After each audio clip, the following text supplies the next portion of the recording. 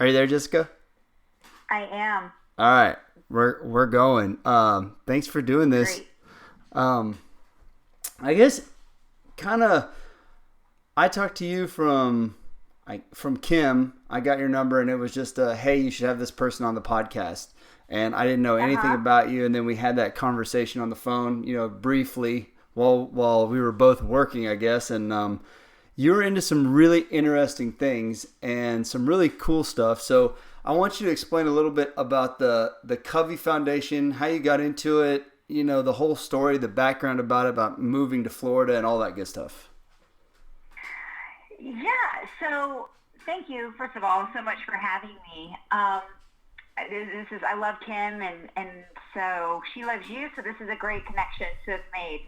Um, so my story this story the journey that I'm currently on starts back when I was finishing my PhD and I was studying leadership development, adult learning, how we change our behavior. And I got introduced to Franklin Covey, which is a company that has deep roots in behavior change, how to become more effective, how to create habits of success that will elevate people's lives. And they had started doing some things with organizations a long, long time ago. And so I got involved with that practice, helping organizations change behavior on large scale, helping them become more effective around some of their most important priorities, and doing a variety of change management things, learning and training type programs. And so I love that. So I got into doing that. And along the way, I started thinking, you know what, there are a lot of nonprofit organizations that don't have access to some of this stuff. And I had a background at the Texas A&M Foundation doing fundraising. And back then I was learning the fundamentals of how to ask for money, how to create programs where donors can give and make an impact that will outlive themselves, and loved that and thought, gosh, these two worlds could really come together and be something really cool. And tried to make that happen in my own organization, but eventually what I decided to do was to answer the call that I had identified myself and create my own company that would help nonprofit leaders who, may or may not be in leadership development programs or have ever had access to the kinds of development resources that for-profit companies typically have. And I wanted to step into that space and say, okay, nonprofit leaders are usually super passionate about what they do. They tend to be overworked. They're doing a lot with few resources, and they deserve to have the opportunity to um, grow their skills, to be able to have coaching and development and the kinds of feedback loops that we sometimes take for granted in the corporate world. And so that's what I did. So I started Fundraise Hire to really help nonprofit leaders and fundraisers refill their own well of knowledge and learning, and to borrow one of the habits from Dr. Covey, to sharpen their own saw. So that's what I do at Fundraise Hire. Okay, and you started that after you moved to Florida, correct? I did, yeah. Yeah. So Yes, I moved to Florida, didn't know anybody here except my fiance, and had a lot of time on my hands, and so that's when I started the company. right on. So your fiance was here going to school, I guess, at A&M. Is that where you two met? No, actually, that story is a funny. Oh, it's funny to me, but we actually met back in 2008 at a valet stand. So I was waiting for my car at a valet. He was walking down the street. He's from New York. He had a really cute accent. And we struck up a conversation.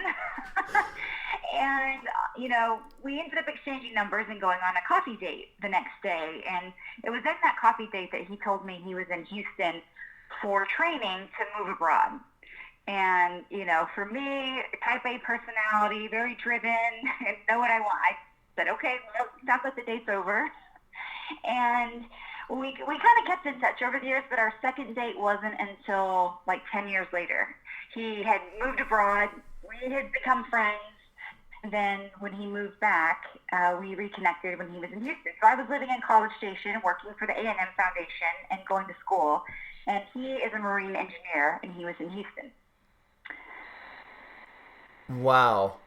So your second date's 10 years later. Yes. Yep.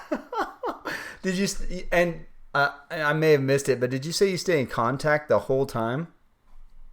Yeah, we did, but kind of distantly on Facebook, chat kind of thing. So we ended up, after that first date, there was, I don't know if anybody remembers, but there was a hurricane that came through, Hurricane Ike came through Houston, and I happened to get stranded, and I needed a ride somewhere, and he and I hadn't talked in a few weeks, but I called him to see if any chance he could help me, and he did help me.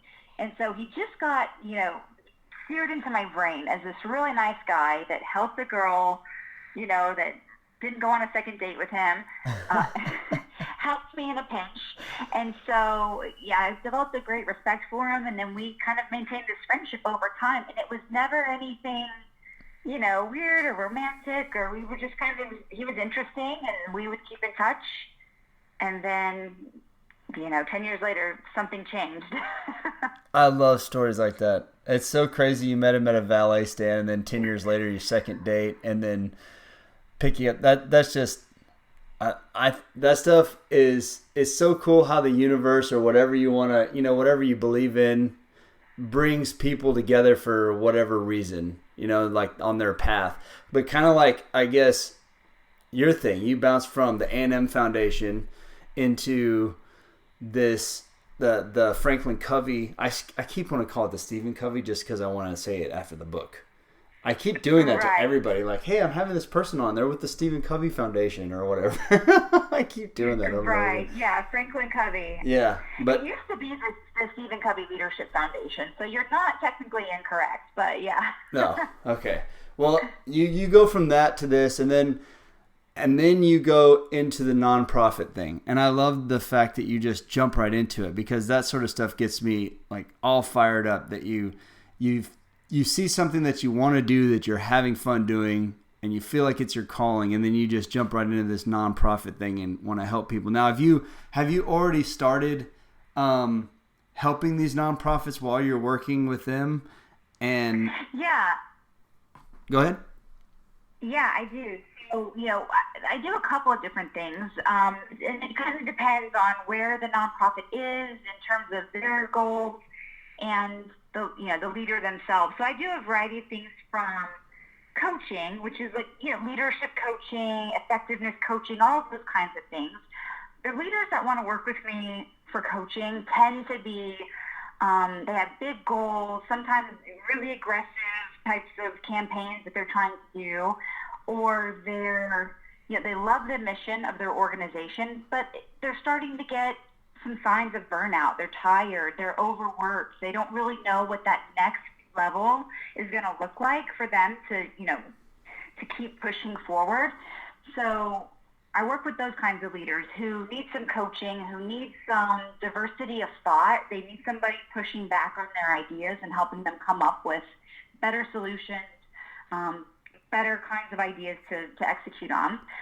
I also do training. So one of the great things about having been at the Texas A&M Foundation is I had access to lots of training. So learned how to ask for money, the mechanics of fundraising, all those things that we sometimes take for granted, like, what are some of the elements that should be in any conversation where you're going to ask for a gift? There's some very specific things that you should cover in that conversation.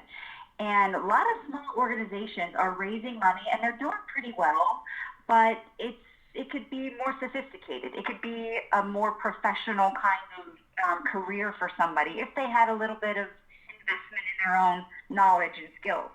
So I do work with nonprofit organizations to help them train on the fundraising side of things, or, how to do different kinds of campaigns, things like that. So if I'm a nonprofit and I'm coming to you, what do I need to get to you for? Like, do I give you what we're about, our business processes, and then do you look at that and take some time and then come back with some solutions, ask questions? Do you fly out to their facility wherever they are and work with the people? How does that process work?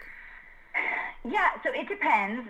Like most things. I mean, don't you love that answer? It depends. So it depends on some things like what the scope and scale of the nonprofit is. So I work with a lot of nonprofits that one of the reasons why they haven't engaged somebody before is that they've got limited resources, limited budget.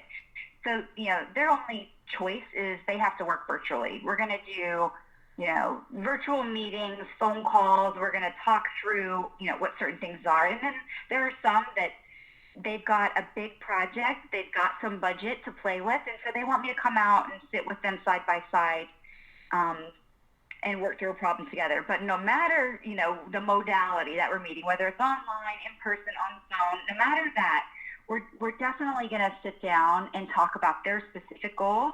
So what exactly is it that they need to have happen? And if they haven't really gotten to that pinpoint, this is my goal, then that's sort of session number one.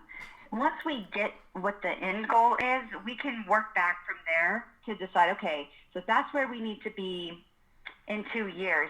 Let's back that up. What do we need to be doing between now and then to be there? And then that sort of takes the shape of what our partnership will look like.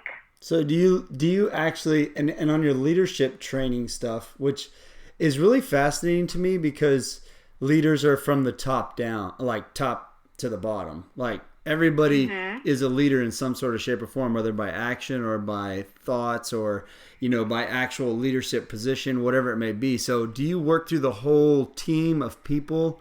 And what's that process like how do you go through and find weaknesses in the leadership part of it, and then how do you fix those things?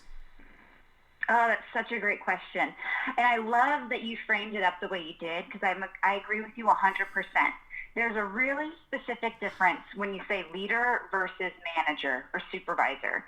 So, no matter what your position, no matter where you are in an organization, everybody has the ability to be a leader. So I agree with you 100%, and I'm so glad you said that. And that's exactly the mindset that I take when I work with leaders. So in order to talk about what we might focus on to develop, I like to start with, what would they like things to be? So it can be as specific as a leader is struggling in a particular measurable area. I mean, I'm just going to make an example. A fundraising leader, for example, their team might not be making numbers that they need to make. And so, we might talk about that. What do they think's going on? What would they need to be able to do to support their team to raise more money? And then we'll design a plan around that. Sometimes it's really as simple as holding the team accountable. I mean, that's something that a lot of leaders, especially newer leaders or leaders who have great relationships with their team, they struggle with holding them accountable in a way that is courageous but also compassionate and, sort of serious but loving at the same time. Yeah, it's a tough balance. It's a really tough balance to be like, you got to be their friend and you got to show them that you care and get their trust like almost like a family member.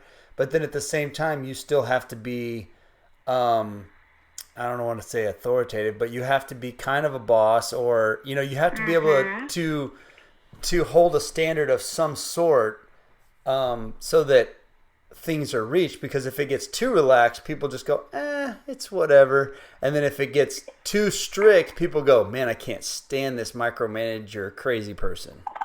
I know. Yeah, I know. And that's a balance every leader in any industry is trying to hit. I mean, every leader is trying to do that. And nonprofit leaders have a particular challenge with it because most people that get attracted to nonprofits are very heart-centered people. Yeah. They really do live through the heart. And so in order to give somebody developmental feedback that might be perceived as critical feedback can be really, really challenging for them. So we do a lot of work around sort of understanding that corrective feedback is loving and changing the mindset around that. Yeah. You know what I mean? So Yeah. helping somebody get better and hit their goals and make a difference in the world is the most loving thing you could help them do. And sometimes that requires us to be coaches and correct behavior and that kind of thing. And so really, we first always work on the mindset. So how are we thinking about it? Because sometimes we put in all kinds of our own judgment, our own fears, all that stuff gets baked into what we think being a leader is about. And so we really kind of talk about the mindset, then it's the behavior. So once we're there that we understand if I love this person, I've got to give them this feedback, then we practice, okay, how are you going to do that actually? And what are you going to say? What's the intent? What are all the ways that they might react? Let's think about it from their perspective so that we can say it in a way that resonates with them and makes, working through that whole process. So that's the second piece of it. I was going to, that's one thing that I've learned from being a manager and managing people and handling stuff is that you can't talk to every single person understands things in a different way.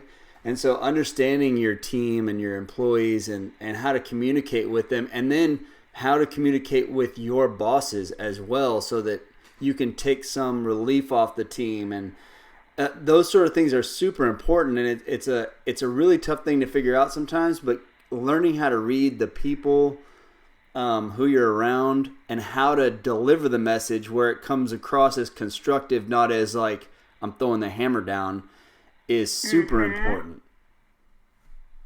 Absolutely, 100%. And I think, too, what you're saying about, the different types of people, so there are really different types of people. I think one of the simplest things that you can do, this takes hardly, if you can determine whether a person likes data and evidence or if they like storytelling and emotions and connection, there's lots of other different kinds of types, but even just understanding those two differences will change the way that you talk about something. If you know that I like data and evidence, that can help you craft a message that's going to be, much receptive or received much better by me than if you start with a story kind of a thing. So that to me is always the first fork in the road, if you will, for how to talk to different people. Like, do they like data or do they like words? Yes. So with these nonprofits, and I've never heard that. Before I get to this next thing that was on my mind, because I jump ahead of things all the time. Go ahead.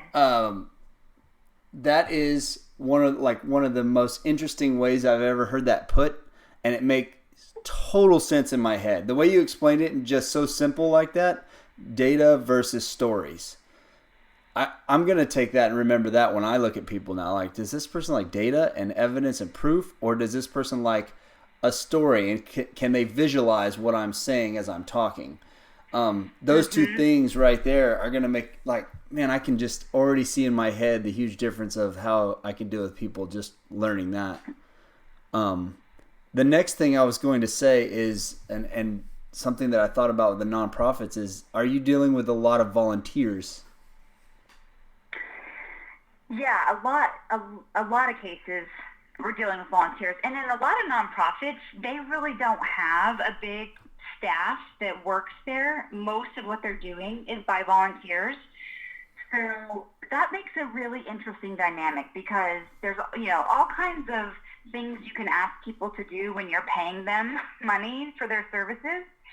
And then you've got a situation in nonprofits where a lot of times these people are doing it voluntarily. And so it really does challenge a leader to learn how to influence without having authority. So you have to be able to persuade without really having any consequence. Yeah, they're not afraid to be fired. Yes, if you can succeed, and this is one thing that the reason I asked that question is because if you can succeed in leading some people who are volunteers, and you can get them to change and to move and to do things and to really hustle, then I think you'll make it tenfold if you're dealing with paid employees, because you figured out truly how to communicate with these people who they don't have to be there. And if you make them upset, they'll just not show up. So that's there's nothing there but them wanting to give of their free time, which is the most precious thing that we have. So that right there, if you can learn how to And you being somebody who can learn how to teach people how to deliver that message to somebody who is a volunteer and get them to perform is a mighty tall task. Yeah, it is. And you know what is that if you can master that, to your point exactly, if you can master that, what you can do for your paid employees is tenfold, because every single person has effort that they bring to their job. And you've got some people that will bring the minimum viable effort. They'll do just enough to keep the boss off their back. Yes. And everybody has this huge reserve of discretionary effort. So I can choose to bring my 110%. I can choose to bring my best self. And if you can learn how to unlock people's motivation and their inspiration for doing something so that they bring that discretionary effort, now you've got like gasoline on the fire. That's when really incredible things can happen. Yeah, unlocking that motivation, man. There's so many people that don't, growing up owning a business, like growing up with my grandpa starting it and then my dad running it, after that, and me running the operations side. We just have it. I have it ingrained in me to work like I own the business.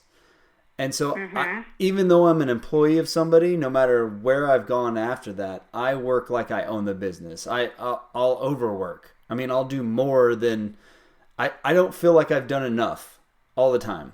I mean, that's just the way I feel about when I do something. And so, but I had to take a step back at some point and realize that not everybody grew up in my situation and thinks the way I think and had to deal with the same things and saw what I saw. So they don't have the same motivation, the same experiences, and it's really tough for me to explain my side to them and for me to understand their side, where, I mean, they're just here to do a job, get a paycheck, go home, volunteering, whatever it is.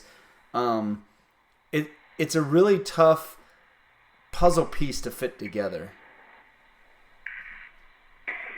Yeah, it is, and that's why I have a job helping leaders figure that part out. Well, you found I guess that's part of my point, and I left it kind of weird towards you, but on that comment. But I love that you found you found a niche there that somebody needs to be able to train people in a nonprofit to be able to fit that puzzle piece together, but then it can't, like, usually the only place you can find that sort of stuff is from big organizations and somebody who's well known, that you pay a lot of money, because it is people can say what they want to. It's not motivational speaking. It's legitimately going in there and consulting and changing an attitude and atmosphere of something that's already been in place. And it's like, if you have a habit of smoking, how do you quit smoking? And so that's what you're doing. You're getting people to quit smoking, but in a business form. Yeah, and I love what you're saying, because, in some of my work, I'm working with nonprofit leaders on themselves. They're trying to become better, more effective themselves. And so we all know how hard it is to either break a bad habit or start a good habit for ourselves. We never really want to. I mean, I have been trying for years to become a morning person and, jump out of bed really happy at 5 a.m. And that's just like, it's a really hard habit to instill, and I want to. So you kind of take that, and then imagine leaders who are trying to change the behavior of other people, sometimes a lot of other people. That's, exponentially harder. Not impossible, but it's hard. I mean, it's hard to change ourselves, and it's really hard to help people change themselves. Yeah, I mean, and all the way down the line to somebody who, I mean, any person, like a teacher, you name it. Like, in my head, I think you could work with just about anybody in any organization and teach them these fundamentals. I'm just like, think of how all these people can benefit from going through something like this. And as far as, like, you do more than just leadership too. You do the like setting up fundraising. You have ideas on how to increase their business, and how do you, like, where do you start with that? Do you have like a set thing on paper? Do you look at how they run the stuff and then you come up with an idea, or what's that process like? Yeah, so there's lots of different ways to raise money. So, some people raise money by asking for it face to face. Some organizations do things like mail out campaigns or online giving or crowdfunding kinds of things or events. So there's tons of different ways to raise money.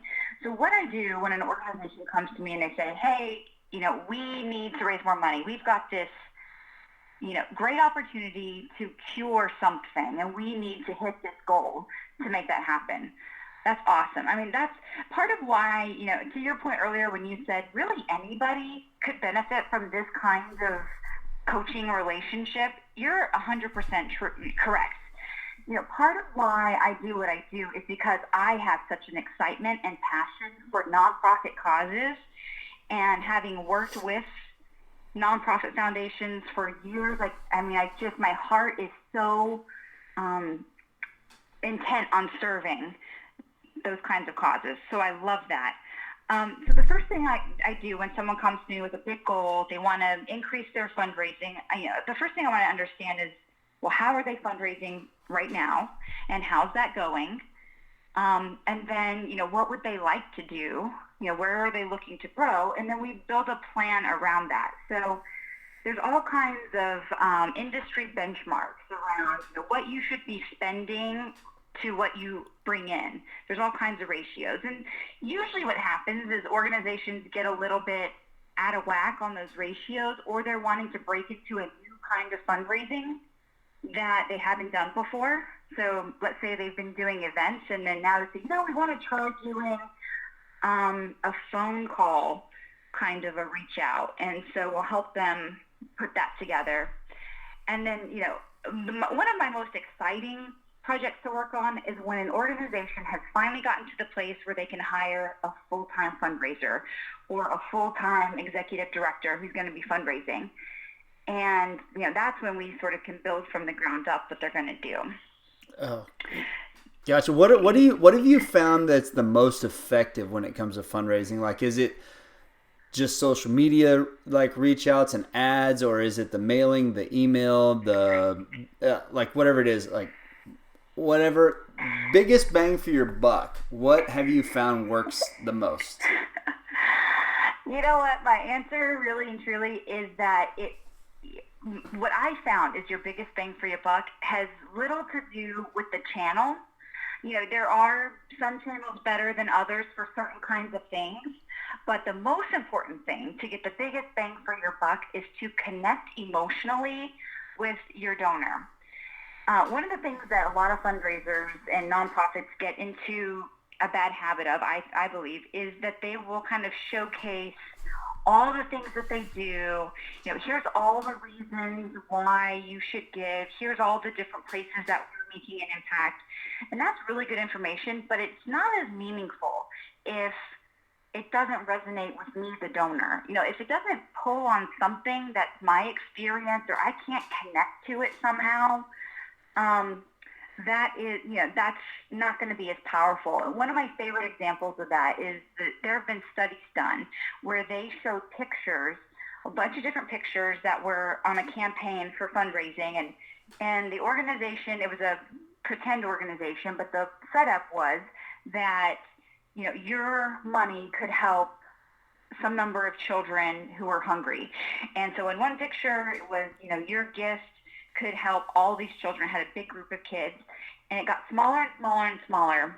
And you might be surprised that would you be able to guess, what was the most powerful number of people in the picture for people to give? Oh, you mean so if they give a small amount, is that or just any amount? No, it was just the picture. It was the same dollar gift, but different pictures, and one had, let's say, one had 100 kids in it, one had 50, one had 10, one had 1. Oh man, if I had to guess, what would win would be like the 10. So the one that people chose to get to the most is the picture that had one kid in it. Yeah, that makes sense. And That's where I would give my money. the whole idea is that you can understand the story and the plight of one child. You know, you can kind of imagine that one child and what their day is like and what your gift would help them do. So most nonprofits get locked into this mindset that, hey, the more people that we impact, the bigger our footprint, the better. And we want our donors to know that we're helping all these people. But what they miss out on is the fact that most donors, most people in general, can't really visualize that many stories. And what you can really easily visualize is one story. So it's more important to tell one really good story than to show that we help 1,000 students or kids or dogs, you know, whatever your thing is. Yeah, I think that's more important than whether you're on social media or any other channel. Well, you've got to be able to bring that story to life on any of those channels anyway. Otherwise, it's going to be ineffective. And you're talking, I'm like, man, that's how amazing is it? I got this brand of coffee. Like I decided to do a blend of coffee instead of t-shirts for the podcast, as far as like reinvesting money in it and just to have fun because I love coffee. And they asked me to put some stuff on the back of the bag and the whole process. And I'm going, well, I had this thing written out, and then I go, you know what do I like to see? Like, what grabs me? And it's usually the story. And I just had a guy on the podcast beginning of the week, 2 days ago, whatever it is. And he said the same thing. He does things. He implements things in his business from the background story, like what really touched him, what really got to him, that feeling, that emotion. And so, and then when you said it, I can remember my grandma donating to that TV thing where you could, donate to one child over in some other country, and you would support them. I'm like, that's where they get them. It worked because they told the story of one person. They sent that picture to them, and then they told them how that kid was benefiting from the dollars that they give, and then they feel like their dollars are actually helping. Absolutely. I mean, if you think about some of the worst problems that exist out there in our world, they're so big, it's really hard to feel like your donation can even make a difference. But whenever you're talking about one kid, okay, I think I can make a difference for one child or one particular, school or place. And so that's where the power is. And I love what you were saying about the story and how your previous guest was talking about the power of stories. I mean, if you think about it, that is one of the things that make humans unique, is that we share stories. And from birth, really from the beginning of our existence, we've been a species that shares and collects stories. And so the more we can get back to those roots in our businesses and our lives, what we're doing, I think the better. I'm laughing because Kim gets so frustrated with me sharing all my stories. I share everything's a story with me. Like I'm so the story, and I describe every detail, and she's like, I lost you already. Like, I have no idea where we're at and what you're doing. And sometimes she'll just be like, I'm going to be honest with you right now, I'm totally lost. And I know that's going back to that whole know your audience thing, but yeah. Yeah, and I know that I'm just rambling. Like, I know that I was like, oh yeah, I totally just lost that person because I told the longest story ever, and I didn't even get to my point yet, but I'm excited. Like, this is really cool to me. So it made me laugh when you started. People love to tell stories. Like, yes, I do. I do love to tell stories. But it is so true, though. Some people like the hieroglyphics version on a cave wall. Some people like the novel. So you just got to know which kind of person you're talking to. And some people get comedy. Some people like drama. Some people want details. Some people just want an overview. That's it. And absolutely. It's figuring out how to paint a picture like an artist. If you were paid to paint something for somebody that they liked, and you've got to figure out what their taste is, because it's all subjective. Mm-hmm. So and that's Yeah. what's interesting about your job is that you're really working with a blank canvas and you're trying to figure out how to give them the painting that they want. So I mean I like it. I like all the ins and outs of it, and the telling the story thing. It really does.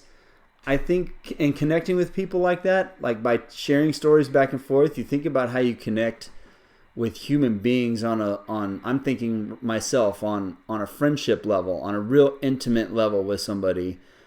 You're sharing stories and you're telling things about yourself and being honest and transparent with those stories. And then that person shares their story with you and you relate and then you connect with the feelings from each other, and it goes so on and so forth, like dealing from a one-on-one level to a big crowd level. And so the benefit, like everybody's going to be more kind and happy, and they're going to feel like they know people if you can deliver your message perfectly. Mm-hmm. And so how do you deliver that, like your message to people, like and how do you even go about going to these nonprofits and getting them to use your services, or take a chance on using you? Do you give this stuff away for free at first? Is it how does that work? Yeah, especially, so I do a couple different things, especially when it comes to coaching, because not a lot of people have ever had coaching, and they don't really know what it is, and they sort of assume that it's like consulting in the sense that you're going to tell me what to do, and that's not what coaching is at all. No. So coaching is really a partner who's going to help you think through whatever your situation is, come up with your own solutions to it. So sometimes people will say, well, just tell me what you want me to do. And that's not really the point of coaching. If you think, even in the sports kind of a sense, the coach can't get out there and play the game. Right? So there's a person on the sidelines. They have a different kind of perspective of what's happening on the field, and they're giving you feedback to help you correct and do your best that you can in your performance. And that's exactly what a professional coach does. So they're standing on the sidelines, they're watching, they're listening, they are, trying to take in some different data points and information, and then giving you feedback and a place to talk and react to. A good coach will ask you really thought-provoking questions that are hard for you to answer because they require you to dig really deep into your own mind and thoughts and feelings, and then come up with what you want to do, and because you've got to be the one that goes out and performs. The coach can't do it. So that was a long-winded answer to say that for people that haven't had that kind of relationship with a professional coach, I do the first session complimentary to get them an experience. And I feel like the best way to decide if coaching is for you is to try it. And if you think at that point, at the end of that first call, you say, you know what, I can really see that this would help me, then let's talk about, how to partner professionally. But yeah, so I do that first, where I let people have an experience with coaching. When it comes to the consulting side of the business and the training part, all of those discovery conversations, when we talk about what's the situation, what's going on, what would we need to do to help, all of that is part of the discovery, the fact-finding. And then once there's a solution to be made, once there's a recommendation, then that's where we talk about, okay, what does the partnership look like from a investment perspective? So the way I think is that you really can't decide if you want to do business with somebody unless you trust them and you know that you're going to get good quality work and you know that you gel. And so all of those conversations I do as part of, the dance period to decide whether or not we want to work together. Because let's face it, I don't want to take on a client that's not aligned with my values and skills and who I don't believe that I can help. So yeah, it's kind of a two-way tryout. And then if at the end of those conversations, if we decide we want to work together, then that's great. You're going to get tremendous value. I'm going to get something in return, and we're going to both be very happy. Yeah. Well, I mean, and the coaching thing. Oh my gosh, is so true. That is such a true statement as far as being coached myself and sports. I think sports teaches you a lot of things. Organized anything, Boy Scouts, you name it. They can't tie the knot for you. You got to tie the knot. They're teaching you how to tie the knot yourself. That's the whole point of coaching. Coaching is not like, if they were the better athlete, they'd be out there. It's really, right. Yeah, it's really like delivering that message. Hey, this is how you do it the best. I've watched this, and this is where you can improve. So let's work on that step by step. But you ultimately have to take that step to do it. And that's like, it's one of the toughest things, because if you have somebody, and I'm just putting myself in a position of being a coach over somebody. So if I'm trying to coach them and I need them to move a certain way, I can't make them. And all they want to do is say, and the people in the business world that you're dealing with are saying, well, just tell me what to do. Like, no, let's learn how to do it. Let's learn how to do it. Yeah, and that's where, to tie back to what we were talking about with leaders earlier about, that feedback piece. So one of the traps that we all fall into is the easy route of being told what to do. And the problem with doing that, and the problem with hiring somebody like me to tell you what to do, is that the next time this issue comes up, you're going to need me again, because I didn't help you develop the skill to fix the problem yourself. And as leaders, we do that all the time, where your team member comes to you with an issue, you make the decision as a leader, you solve the problem, you send them back out the door. Well, unfortunately, you just trained them to need you and depend on you. And so the next time that problem comes up, guess what? They're back in your office asking you that question. Yep. And so I think there's two hallmarks of a great coach. The first one is that the coach has a coach. I don't trust anybody who doesn't take their own medicine. That is perfect. I love that. Yeah. Don't trust anybody who doesn't practice what they preach. And so a good coach has a coach. The second thing I would say is that a good coach helps you not need them forever. They help you get to that next level and be self-sustaining. And then the time when you come back to the coach is when, okay, I've plateaued again. Now I need to move up again. I need to coach again. So I don't like to take on clients that just sort of want us to be friends and talk all the time, so when I take on a client, we've got a goal. I'm helping you get to that goal, and then you're going to go forward on your own until you need to climb that next mountain, and then I'm right back there with you. But I think anytime a good coach will help you become self-sustaining, that's the sign of a good coach. I could not agree more with that. And that's one thing that I try to. The owner of the company I work for now, actually, no, was it them? No, hold on, that wasn't them.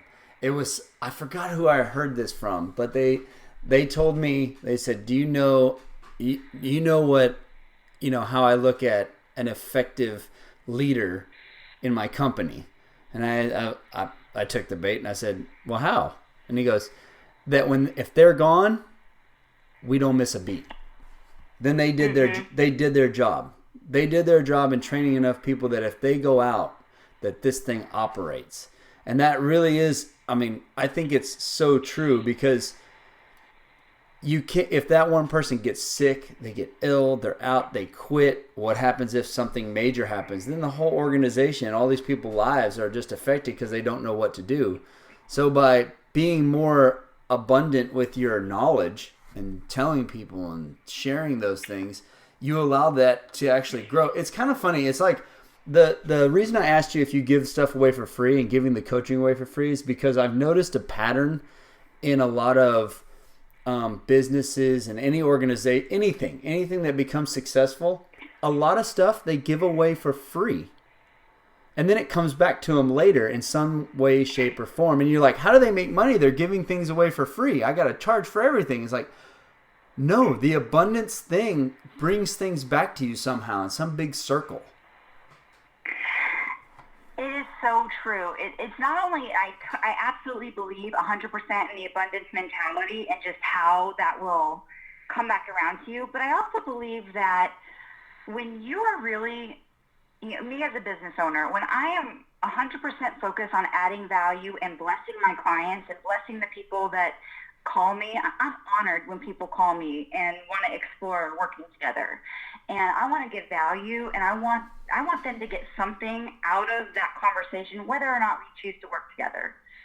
And I think when you have that kind of mentality and you are laser focused on helping and adding value and giving out blessing, you can't help but get it back.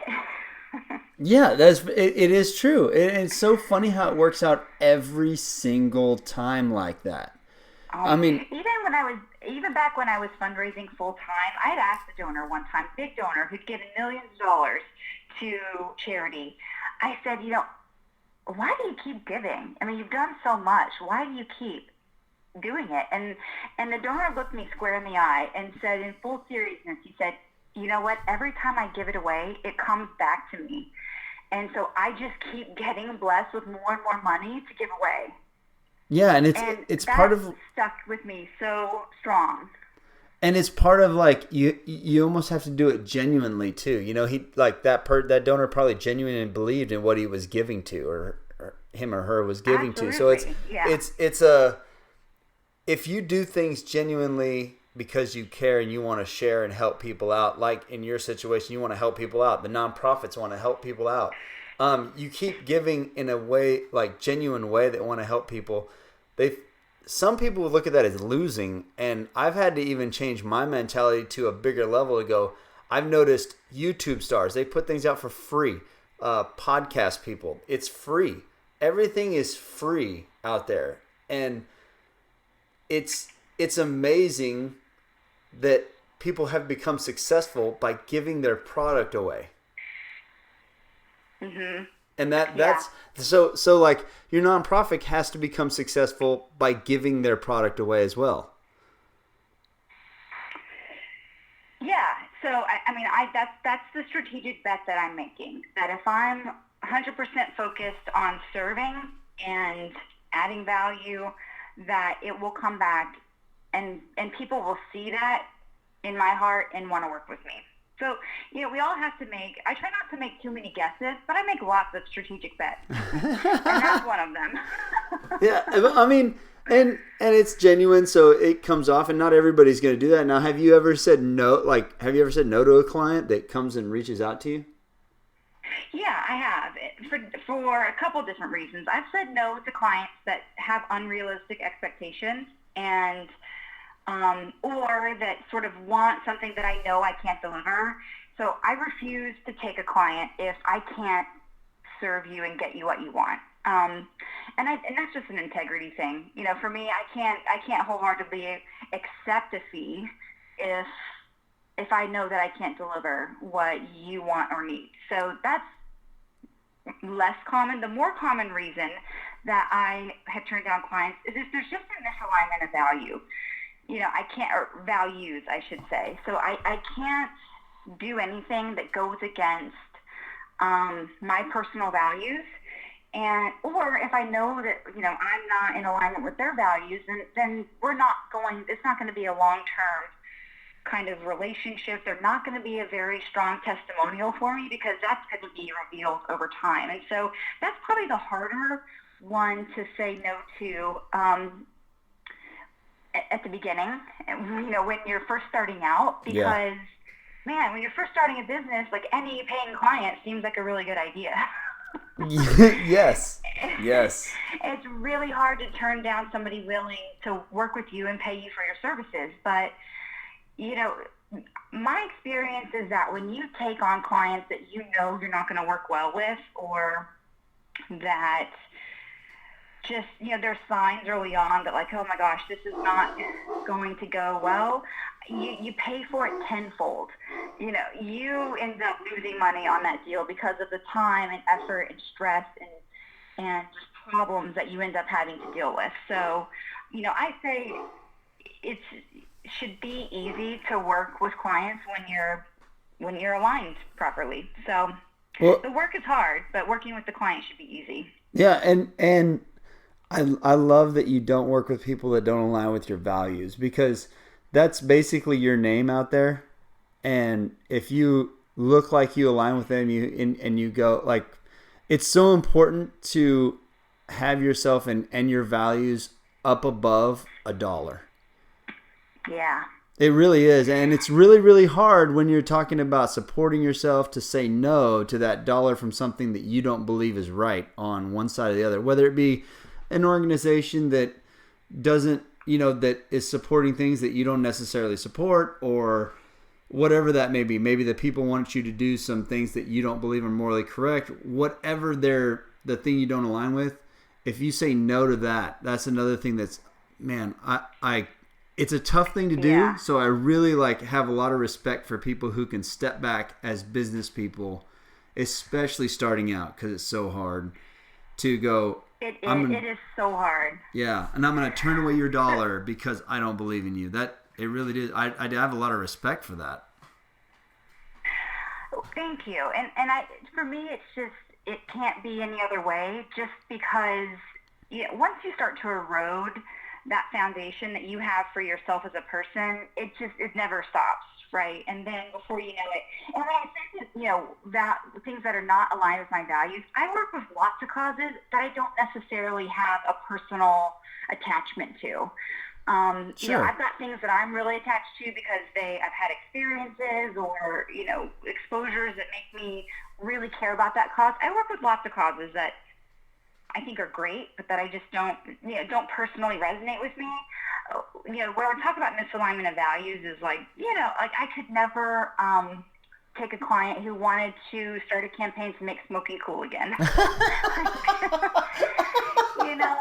Yeah. So that's the kind of stuff that I'm talking about. That's just really against what I believe is healthy and beneficial, and it's going to make us all live better, stronger lives. Yeah, if they know something is harmful, but they're gonna hide it to promote their.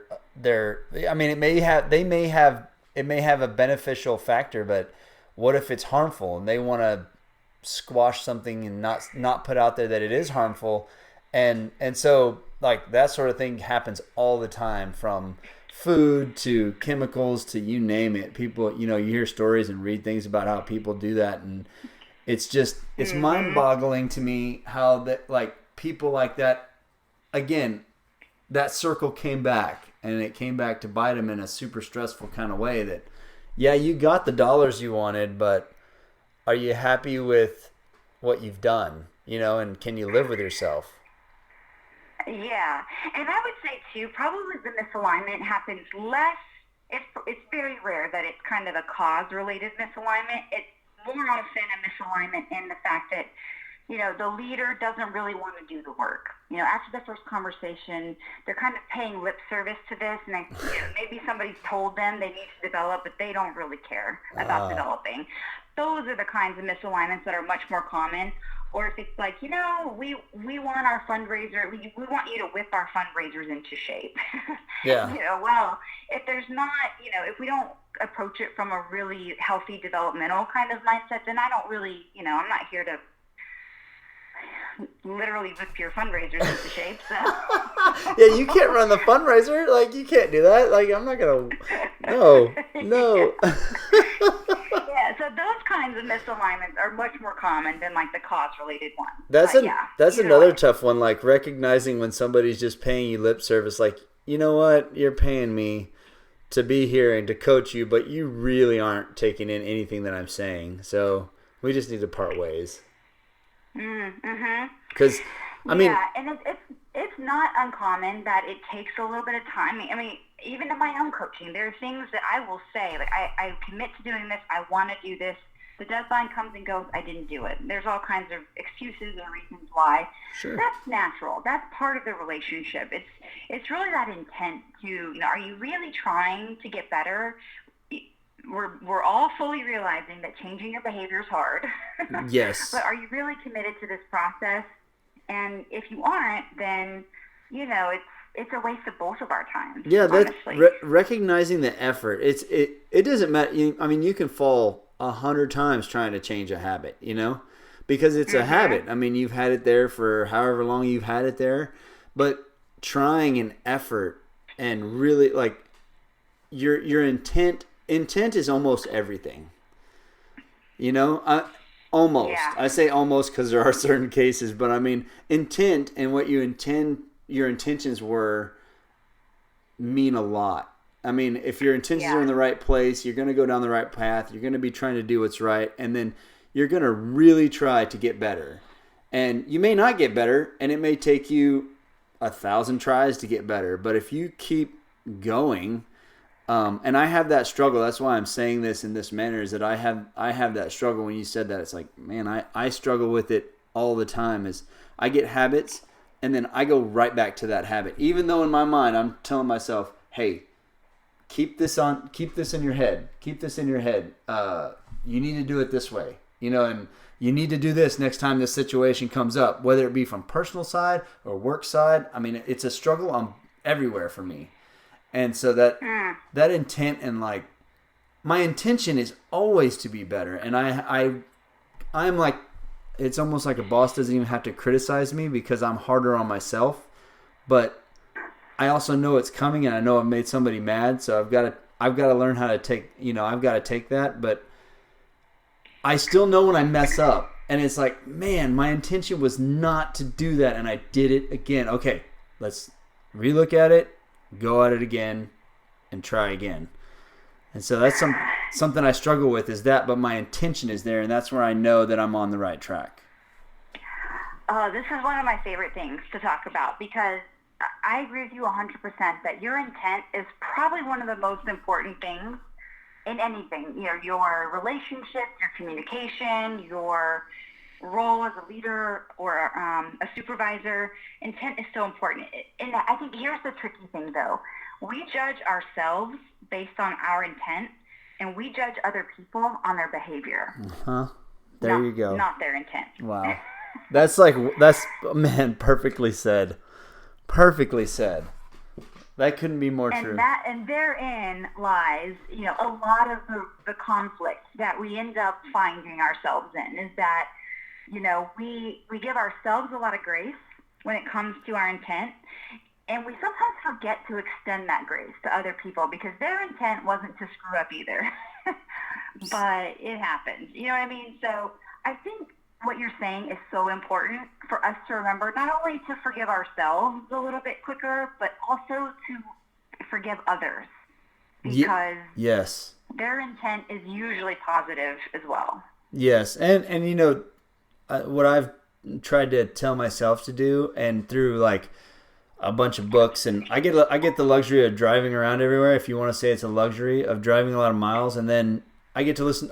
I figured one day I was like, I'm going to fill my time with audiobooks and podcasts because I want to do something productive with my time that I've got to spend on the road. So audiobooks, and through all that, I start to realize I need to, before I deal with somebody or say something, I need to do my best to put myself in their shoes and look at it from the other side. So look at it from the other side of the mirror. And how does that, like, why would they have done that? What were their feelings? How would I feel if I was being, told this in return to what I did on this side, and so on and so forth. And that's kind of how I come up with a lot of my, I don't always do it. I mean, I fail a lot of times at doing that, but you couldn't be, because I know of a lot of times where I didn't think like that, and I grew up and I have a lot of, I don't want to say regrets the word, but actually went back and apologized to people that I was like, hey,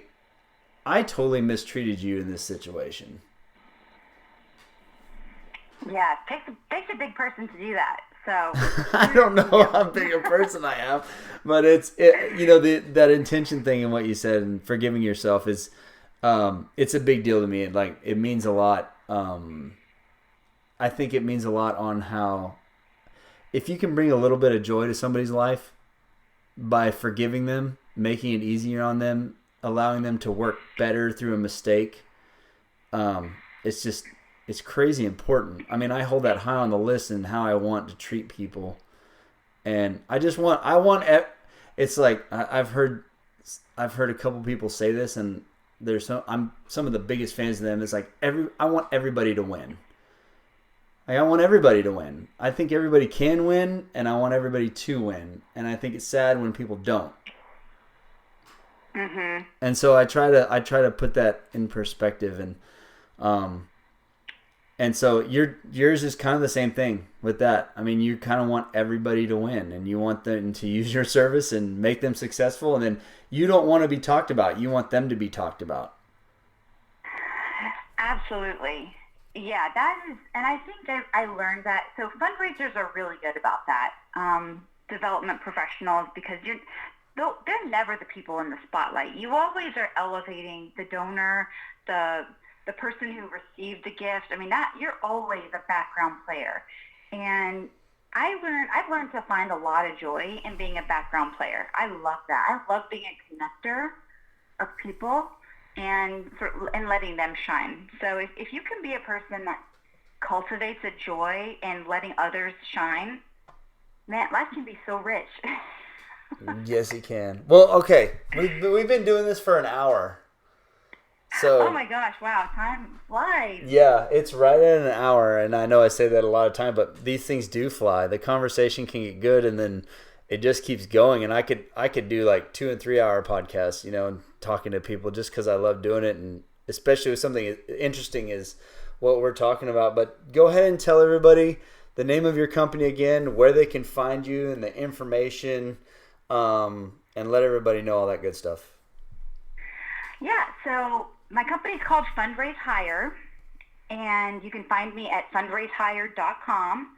I'm also on LinkedIn. My name is Jessica McCann on LinkedIn.